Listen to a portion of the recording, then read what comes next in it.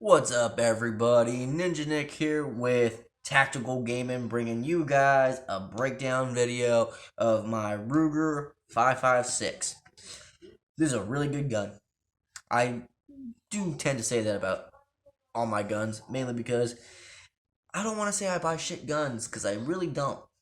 But like this gun, really good 556. It's a 10.5, so I'm going to show you guys the breakdown, how to take it apart, all that good stuff. Okay, so first off, you see there's a mag in there. We'll go ahead and release that.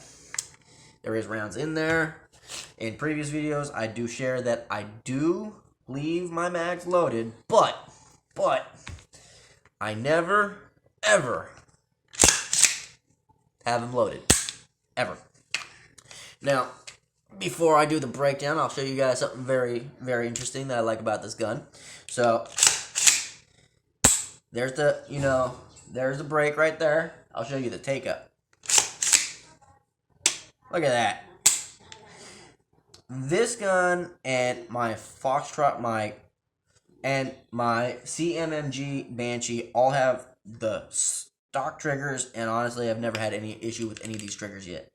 I do want to change them out eventually, but that is sometime down the road because triggers tend to be a little expensive. But to continue on with the breakdown, as you guys can see, this is something I have done all by myself. This is all my own rune work and everything else I've done. Now, all the extra attachments and everything else I've put on myself and everything. My Wit Machine SME, like these things. If you don't have one or don't know very much about them, look into it. They're very, very awesome, especially if you're going to have a short barrel rifle. If you're going to have anything that's short, especially this, okay? Because this thing, for a 5.56 at the range, is super loud and concussive, okay? Like, it sounds like a cannon, which is awesome. And the best part about this thing, like, it literally looks like a suppressor, but not a suppressor. So, if you've seen any of my videos that I've done on it, which I suggest you do if you see this video, go into my stuff and look at it. Look at the installation and me talking about it. But it's literally just an empty cylinder. It's not a suppressor. It's none of that stuff. No tac stamp needed. And it comes with this, and it comes with that.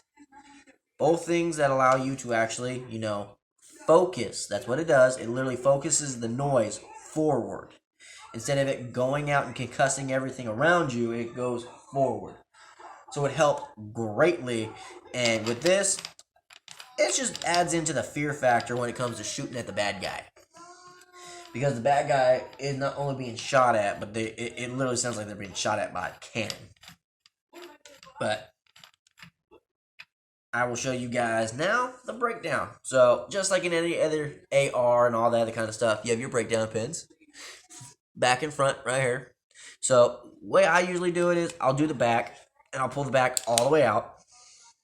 I'll keep it down. That way taking the front pin out isn't so pressure, because there'll be a lot of pressure on the front pin too. Here is your lower. This is the God Eater. Here is your upper. Now, your upper starts from this section right here, where the front end of the bolt carrier is, which is right here, and it goes all the way to the front here. So this is a 10.5. Okay? Now, to take out your bolt, you simply pull back on your charging handle, and here's your bolt carrier group. Now, if you watched my previous video for my Foxtrot mic, if you noticed, this part isn't there. That's mainly because this is a Ruger, it's a 5.56, and all the other kind of jazz, so there's a little bit of a difference. But one thing that is similar to them is that there's a little thing in here that helps keep the firing pin into place. So your firing pin is back here, right? It's right on in here, right there. This pin keeps that in there. So you're going to want to make sure that the pin is all the way in there. That way, none of your stuff comes out, okay? So there's that. Pull that all the way out, and there's this. And now your whole gun has been taken apart, and now you're able to actually, clean it properly and everything else, get any excess hair or gunk or grime, whatever else that might be in there on out. And then, best part is, all you have to do, same thing, get that on in there, put it in there just a little bit, doesn't need to be in there too much. Get your bolt, put your bolt in there. Let me pull that back a little bit. There we go. Oh, it's been a little asshole.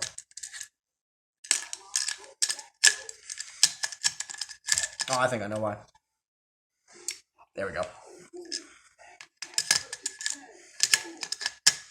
Yeah, it's offset.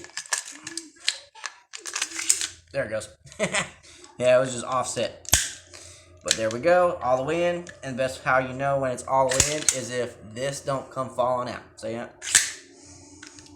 So there you go.